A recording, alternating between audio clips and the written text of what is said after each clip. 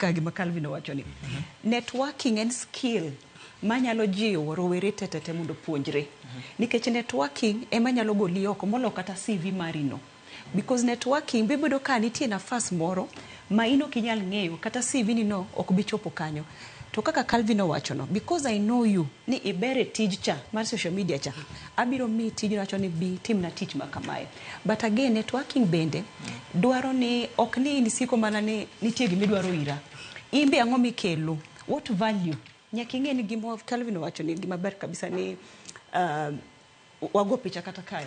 But you are reaching out to add value to that person.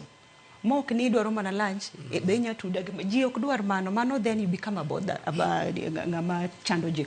Koro gima timore networking as a skill en gima nyaka wapuonjre, especially level ma Gen Z gi. Networking wakao kagima en gir jomongere oyo kata in kama intiere no inyalo chako by adding value to someone. Value tiende nango en imed ndado ne ngano.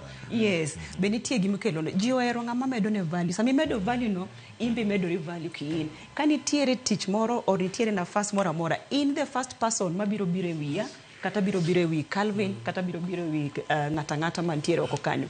Koro networking kiwinjo kama ji networke kaka kar Lillian Ngala network no, take advantage. Birom gi directors man kanyo, birom gi managers, birom gi leaders, be exchange cards, be introduce yourself. Kaka Calvin no wacho no ero microphone ochung kanyo, be kono ngama in. Out of that ibiro make kata 10 contacts. You never know, di para di prario miude network kanyo networking event no gima ginyalo loke ngimani.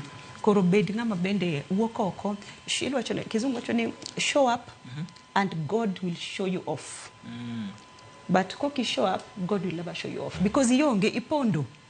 Take advantage of those networks wogioko. Ero kamana inya. Mano bere ibo thuolo mar loso